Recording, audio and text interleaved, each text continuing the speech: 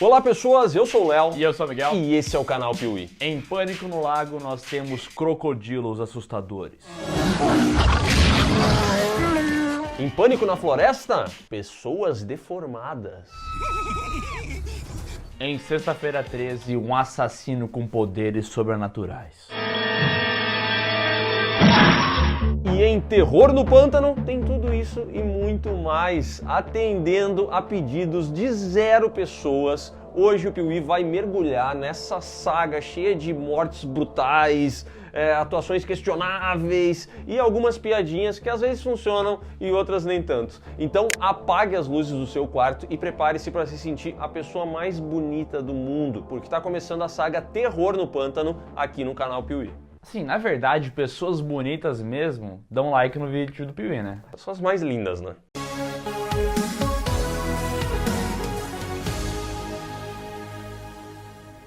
No início dos anos 2000, os filmes de horror mais populares eram remakes como O Grito, O Chamado, ou então novas franquias sangrentas, do tipo Jogos Mortais e O Albergue. E no meio disso tudo, o cineasta Adam Green estava sentindo falta de uma trecheira slasher, entendeu? Ele queria um filme mais bem-humorado, um assassino sem motivação, que só sai matando as pessoas. E foi aí que ele pensou assim, cara, eu tenho essa história na minha cabeça, porque quando ele era criança, ele ia nos acampamentos de verão, contava histórias assustadoras para as crianças de uma pessoa deformada que atacava e matava todo mundo. E foi aí que ele, que tinha também bastante tempo livre, decidiu transformar isso no filme que ele queria assistir, um terror slasher bem-humorado.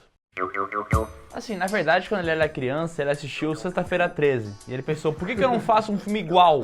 Só que pior. Aí ele fez. Terror no Pântano.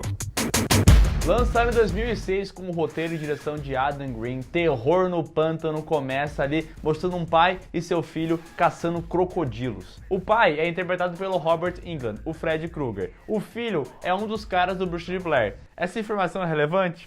Não, mas é uma curiosidade, né? Cara, é que esse filme aqui, ele vai reunir todo mundo que já trabalhou em produções de horror e tá com os boletos a mais, entendeu? Então sempre que ele pode, ele pega alguém que já fez um outro filme famoso. Hoje é dia de pagar boleto. E no meio dessa caçada de crocodilos, eles caçam crocodilos como se deveria. E como é que é? Mijando na cara do crocodilo, meu amigo. Olha que cena maravilhosa.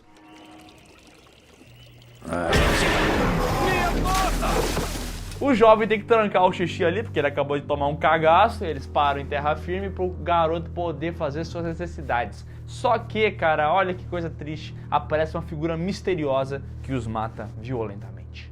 Oh não, acabou a participação de 20 segundos do Robert Englund. Morri. Mas quanto é que ele ganhou por esse filme, será? Se o Robert Englund não ganhou pelo menos uns 30 mil dólares... O quê? Cara, o Robert Englund... 20 segundos, cara. Não foi 20 segundos, tá maluco? Ele ficou 6 minutos do filme ali. Eu não pagaria mais que 5 mil dólares. Eu não pagaria mais. Tô falando. Foda-se. O filme corta então para um festival em Nova Orleans que se parece muito com o nosso carnaval. Tem gente mijando na rua, tem gente pelada, tem muita azaração. Aliás, gente pelada nesse filme aqui é mato, tá? É o seguinte, tem que mostrar peitinho. É isso. O filme não tem muito o que mostrar, entendeu? Aí ele pensa no público-alvo. O que é o público-alvo? Jovens com interesses sexuais à flor da pele. Então vamos botar um monte de gente pelada. Às vezes irrita. Às vezes irrita, outras vezes a gente entende que era uma piada, mas mesmo assim acaba irritando, entendeu? Mas enfim, é ali no meio do carnaval de Nova Orleans que a gente conhece o Salsicha de Chernobyl e o Kevin Hart do Paraguai, que são 2 amigos que estão curtindo o evento, mas chega uma hora que eles ficam meio de saco cheio e eles procuram uma nova aventura. E essa aventura é o quê? Um tour pelo pântano. Não me fala que esse tour pelo pântano vai acabar num terror no pântano. Exatamente. Assim, eles deveriam ter percebido que eles estavam se metendo numa roubada quando eles foram conversar com o Reverendo Zombie, que é interpretado pelo Tony Todd. Sempre que esse cara tá em algum filme, é um prelúdio de dar merda, entendeu? Vai acontecer alguma tragédia. Já avisei que vai dar merda isso. Mas eles não se ligam, eles conversam com o Tony Todd usa a sua habilidade vocal que ele tem, que é uma voz maravilhosa, pra contar uma história assustadora. Vocês não querem saber. Ah, eu quero saber. E aqui a gente percebe que mais do que um slasher, esse filme aqui é quase uma paródia de outros filmes slasher.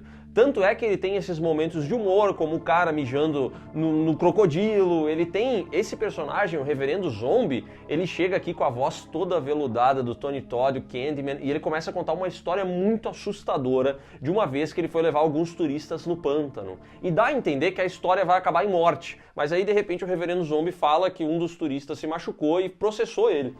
Ele escorregou. Bateu a cabeça bem no teto e me processou por negligência. Aquele desgraçado! É isso?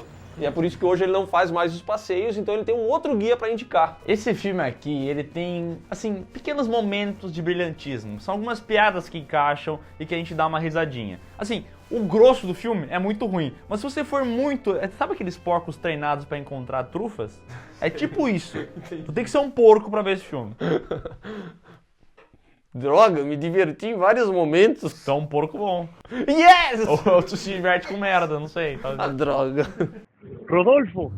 Nesse tour eles se juntam ao chinês número 1, que é o cara que faz ali a passagem, o cara que controla o barco e também é o especialista no tour, que ele dá informações super relevantes. Você ainda ouve Victor Crowley chorando pro papai dele. Oi. Vocês ouviram isso? Tem também a jovem Mary Beth, que tem que tentar resistir aos encantos do salsicha de Chernobyl, que ele manda um papinho que, assim, quase eu que caio aqui. Que casaco legal.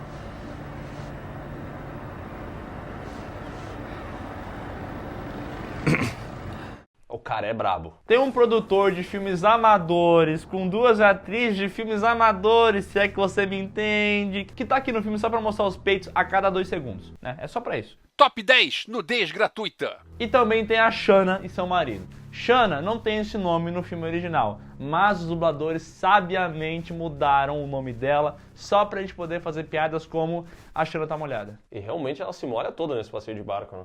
Sim.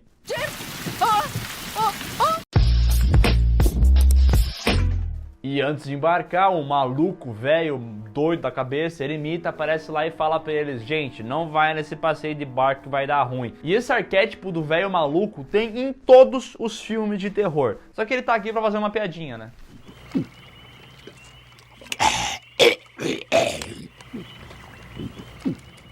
Neste passeio de barco assustador, Mary Beth conta a história de Victor Crowley. Victor Clay? O sol, vê se não se esquece e me elimina.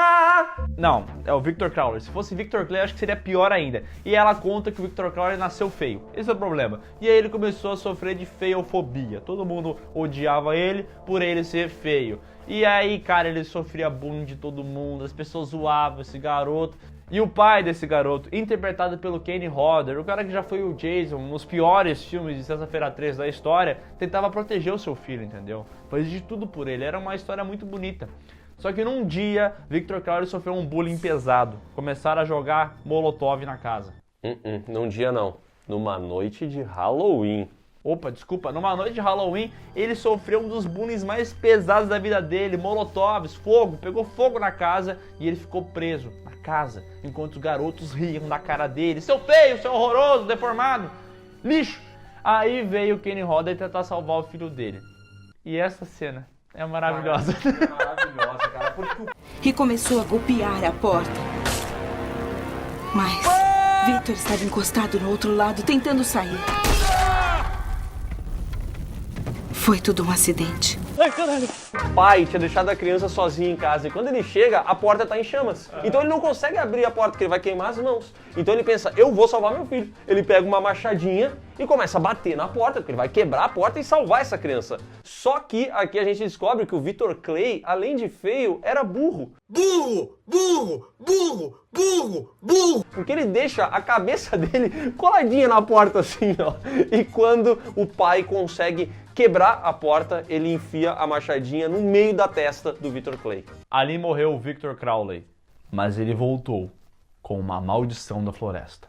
E o pai dele viveu anos até morrer de desgosto, como o próprio filme diz. Ele ficou lá sentado por quase 10 anos até morrer de desgosto. Muito triste. Deixa eu ver se eu entendi. Um filho deformado, sofria bullying, um pai cuidadoso, no meio de um pântano ali, uma floresta. Você me lembra um certo filme, né? Coincidência? Lembra Sexta-feira 13? É óbvio que o Adam Green pegou muita coisa do Jason Voorhees para fazer esse filme, mas ele também teve uma outra inspiração, que foi o Joseph Merrick, o Homem-Elefante, que é um cara que foi conhecido por ter nascido com deformidades absurdas, passou a vida inteira dele tentando vender quinquilharia na rua, fazendo show de bizarrices e tudo mais, e a gente pode ver na aparência do Victor Crowley que de fato ele foi muito inspirado também no Joseph Merrick, né? Tanto é que eles chamam ele, em certo momento, de Homem-Elefante. Eu vejo que não tem nenhum homem-elefante vindo me pegar. Que roteiro, hein? Esse roteiro é muito genial, né? Pelo amor de Deus, como é que é o nome do rapaz? Green o quê? Adam Green? Adam Green? Esse cara não ganhou Oscar por quê? Cara, esse cara tem sinal verde pro sucesso. Aliás, vale comentar que o Kane Hodder também faz o Victor Crowley adulto. Quando ele cresce, o monstrão é o Kane Hodder lá. E o Kane Hodder entrega tudo na atuação dele como Victor Crowley. Porque quando ele tá muito indignado, ele faz assim, ó.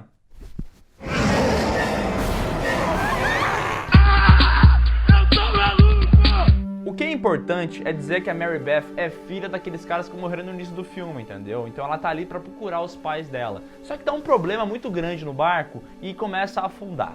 Aí o pessoal tem que sair do barco e ir pra terra firme. E essa cena é um presente de Deus pra mim. Porque, cara, eles começam a passar pelos galhos, tentam sobreviver. Aí um cara cai, é atacado por um crocodilo e tal. Mas tem uma cena que eu acho linda, que eles tratam como se fosse uma dificuldade absurda sair do barco. Só que uma mulher pula na água e tu percebe que a água tá no joelho dela. Saiu da água!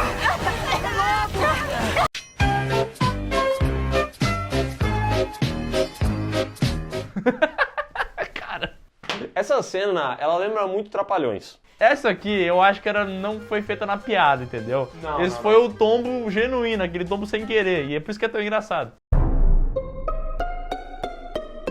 Mas teve uma outra piada que foi feita logo depois que eu acho muito boa, porque eles chegam em terra firme e aí eles começam a ficar com medo do Victor Crowley, entendeu? Porque a Mary Beth contou toda a lenda e tudo mais. Porém, um dos caras fala assim, não, mas a gente já passou pela casa do Victor Crowley, era lá no início do passeio de barco. E neste momento a Mary Beth fala, não, aquela não era a casa de Victor Crowley, é esta daqui. A casa dele fica do outro lado do rio, a mais de 3 quilômetros. Aquela não era casa! Como é que você sabe? É aquela!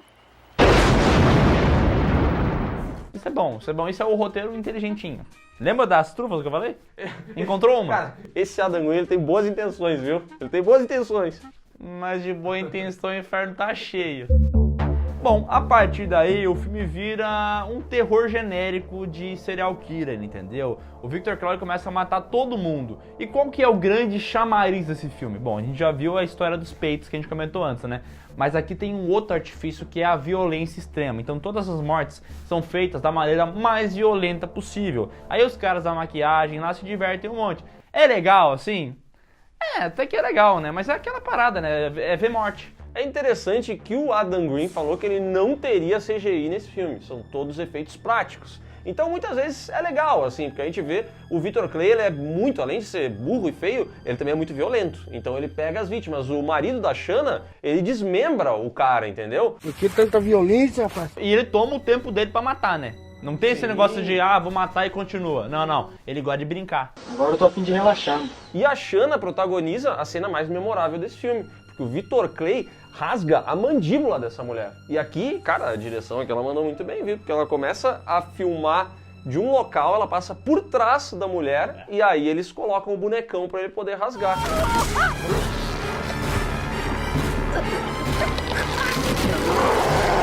Uma obra-prima isso aqui.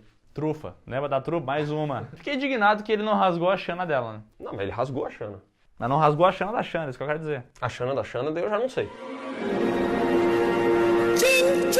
Esse filme aqui é baseado em mortes, né? Então tem a morte do pescoço parafuso.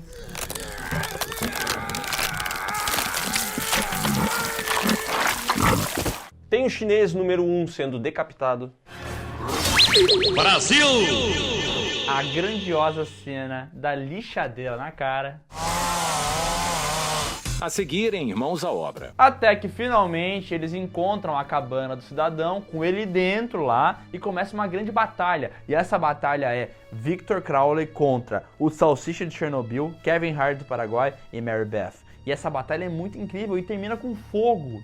Cara, que legal, eles vão conseguir matar ele com aquela parada que originou o trauma dele e tal. Vão matar ele, só que chove. Eu gosto muito que ele tá pegando fogo, conseguindo tacar fogo no boneco, de repente chove, o fogo se apaga completamente e eles, em vez de irem lá e matarem ele, já que ele tá caído, sai todo mundo correndo pelo pântano. Foda-se! Já o famoso clichê, não vamos certificar que morreu, entendeu? Deixa lá, deixa lá. E aí é questão de tempo pro Victor Clay conseguir pegar o Kevin Hart do Paraguai, arrancar os 2 braços desse cara e bater o corpo dele, o que sobrou do corpo, numa lápide. E pra mim essa cena seria muito boa se no final eles tivessem colocado alguma coisa do tipo assim...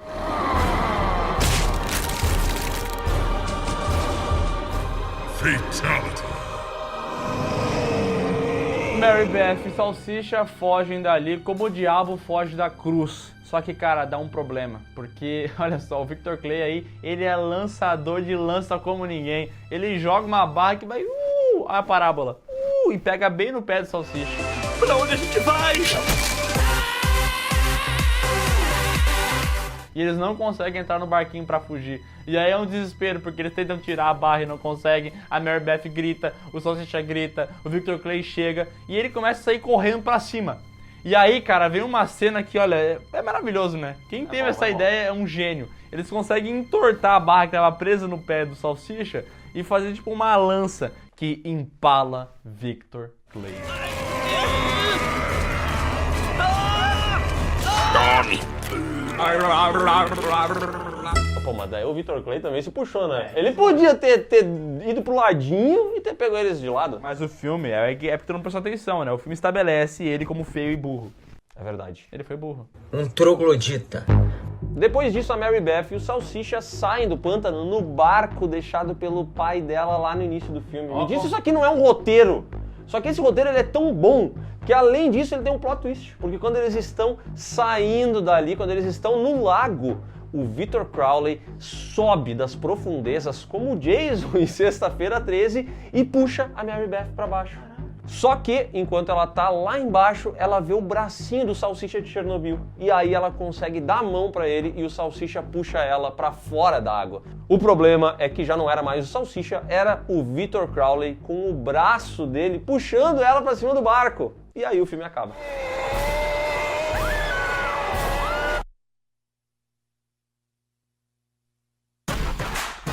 E ele acaba, tipo, do nada, né? Do nada, do nada.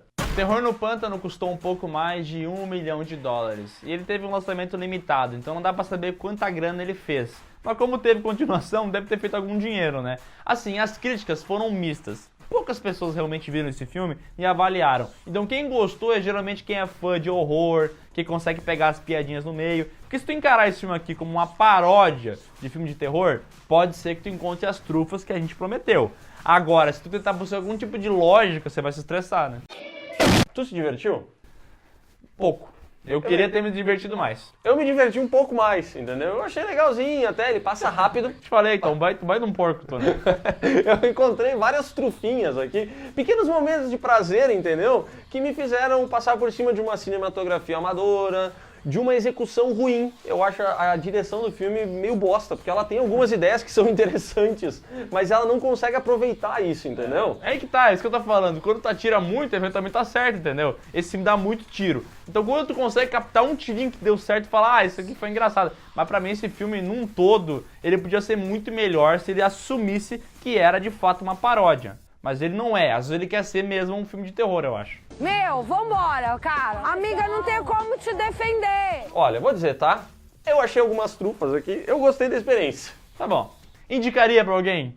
Depende, tem que ser uma pessoa selecionada, tem que ser alguém que gosta muito de filme de terror. Uma pessoa assim? Esse aí pega, né? Rodolfo!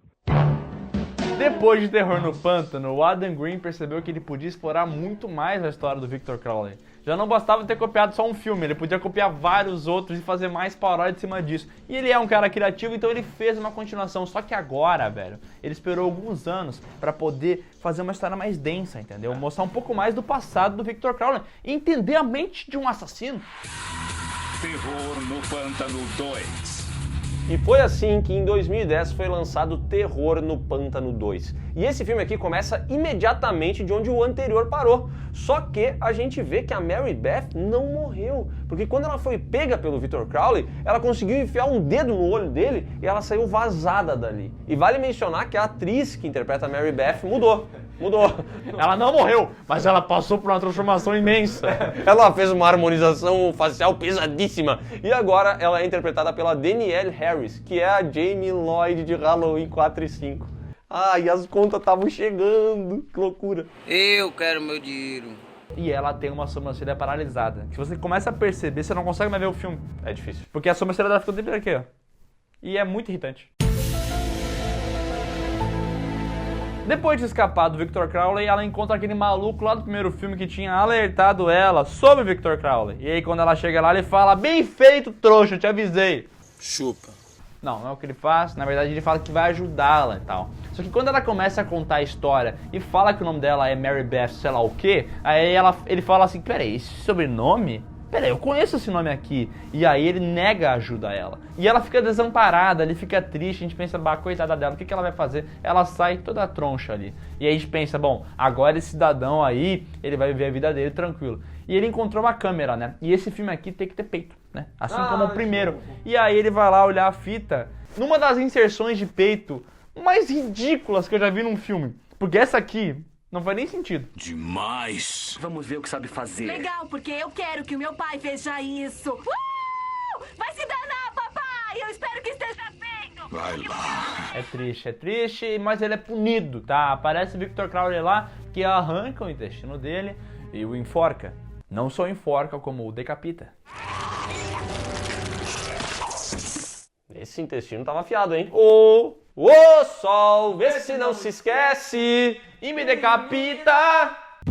Bom, a atriz da Mary Beth mudou, mas o Tony Todd voltou como Reverendo Zombie. Be my victim. Que ele ainda tinha... Tem que ter a voz.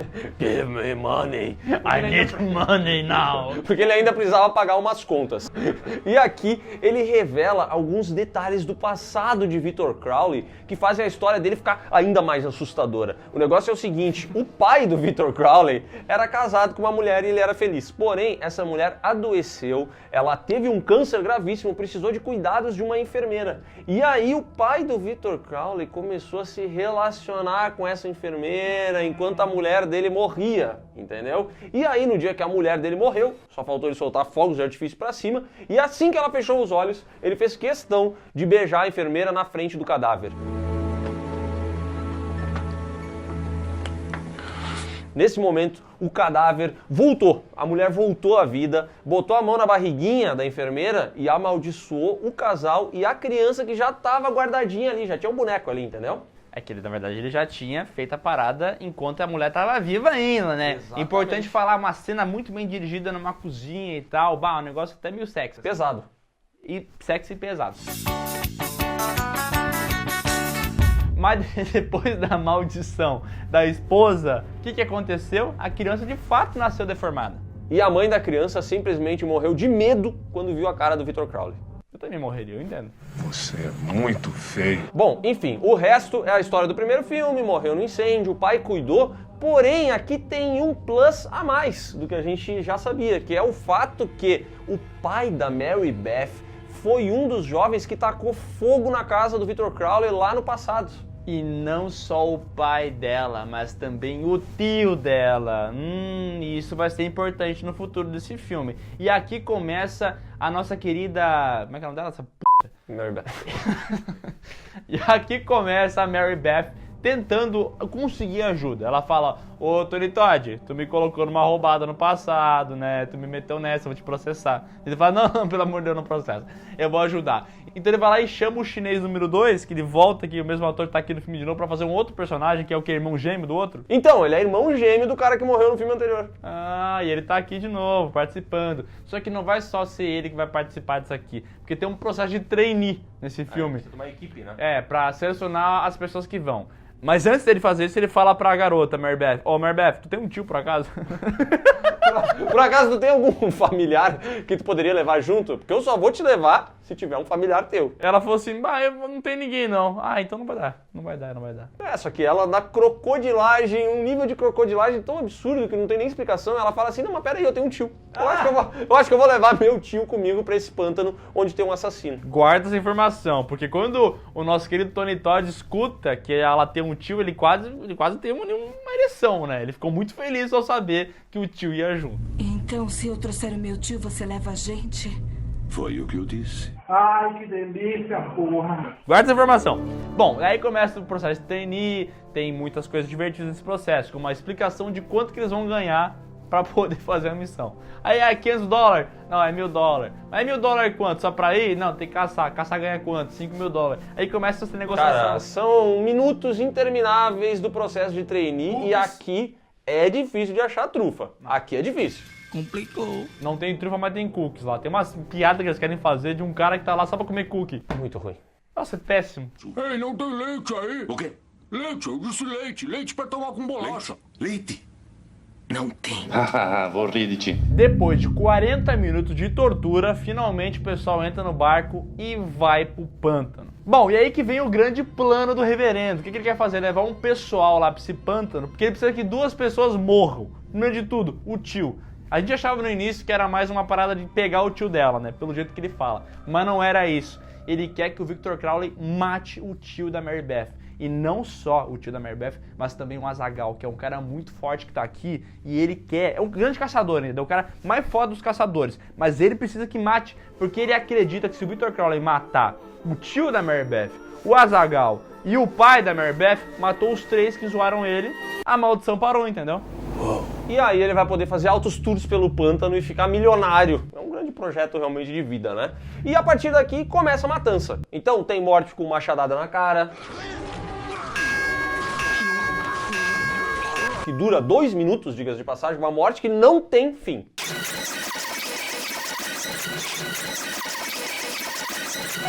Chato! Tem uma morte envolvendo uma cabeça na hélice do barco, e daí a cara fica toda abertinha assim. Tem morte com motosserra.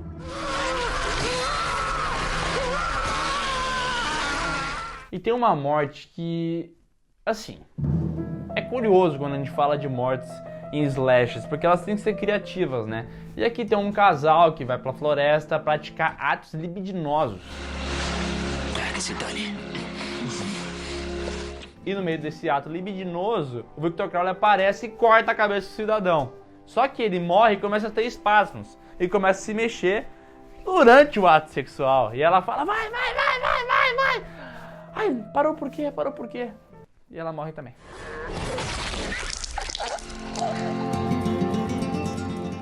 E aí? Gostou? Cara, essa cena ela é tão impactante quanto olha, assim, tu nem acredita que tu tá assistindo, tu até fica meio sem palavras. Eu fiquei assim quando eu vi. É impressionante. Eu imaginei nesse momento o Adam Green, 14 anos de idade.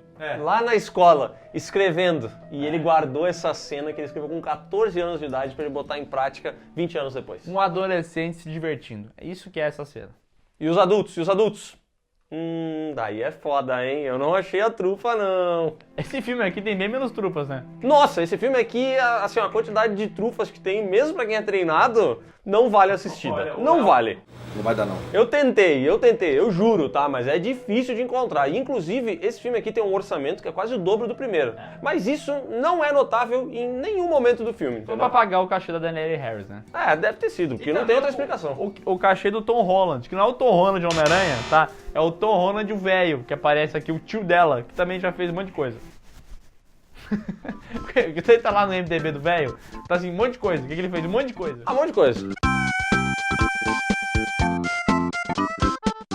Pagou suas contas.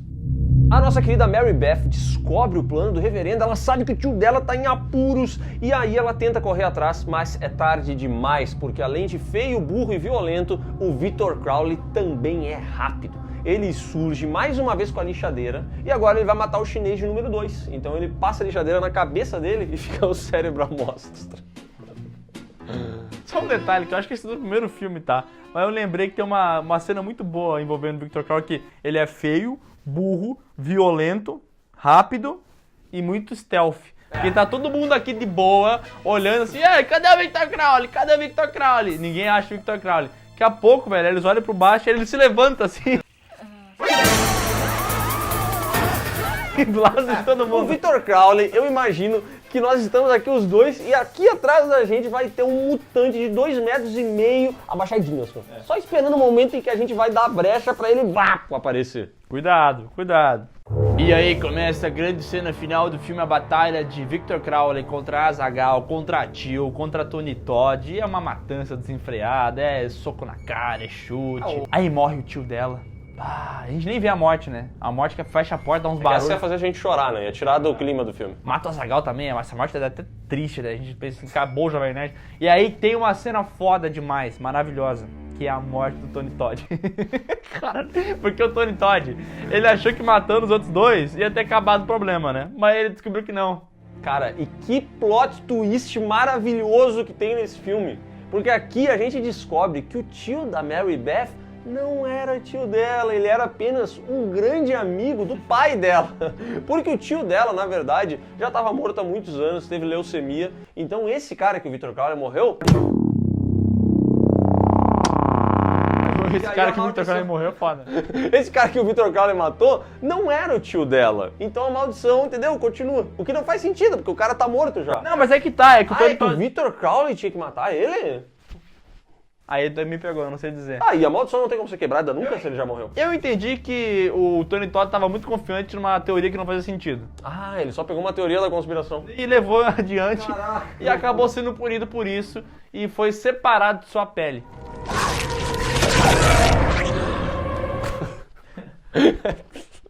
Melhor definição. Mary Beth, vendo essa situação, tem um ataque de oportunidade e dá uma machadada na cabeça do Victor Crowley. Uma não, né? 200. Aí que tá, né? Que ela não consegue mais parar de bater nele. Ela se viciou em bater em Victor Crowley e fica lá um dia inteiro. Dá tiro de 12, só faltou cagar em cima do corpo do cara. Vai pro inferno! E ele morrendo.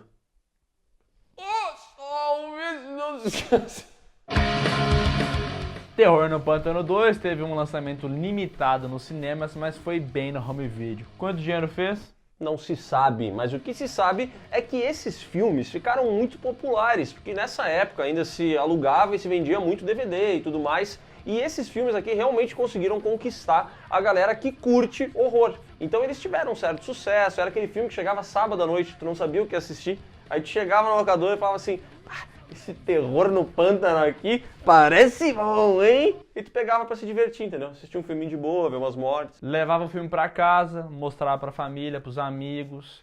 Todo mundo odiava, era expulso de casa.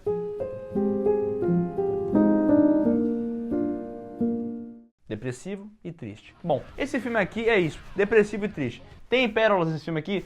Esse aqui é difícil. Esse aqui é difícil. É complicadíssimo, porque esse filme aqui é ruim mesmo, ele é podre.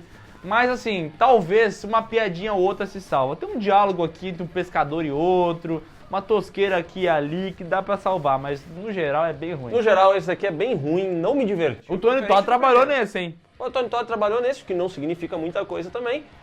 Mas de fato, esse filme aqui não me divertiu, tá? O primeiro eu acho legal, esse aqui nem tanto. E por incrível que pareça, para surpresa de 0 pessoas, a gente ainda tem mais 2 filmes e é isso que nós veremos no próximo vídeo dessa saga. E tem um personagem em um desses filmes aí. Top 5 personagens do cinema? Top 4. Não é o Zacarias. Então é isso, pessoal. Se você gostou desse vídeo, dá um like, maroto, se inscreve no canal, marca o sininho e comenta aqui embaixo. Gosta de terror no pântano? Ou prefere Pânico na Floresta? Ou prefere Pânico no pântano? Deve ter vários, né? Tu nunca sabe. E também não se esquece de comentar aqui o que você pensa sobre o Vitor Clay, se você gosta da carreira dele, qual a sua música favorita, e segue a gente nas redes sociais e também já aproveita para ouvir o PeeWeeCast, o podcast do canal Piuí. Que tem muita massa. Esse aí Esse sim. tem trufa. Esse tem, às vezes tem que dar uma procurada a mais, entendeu? Vai encontra. Vai encontrar. Ouve aqui, ó, link na descrição.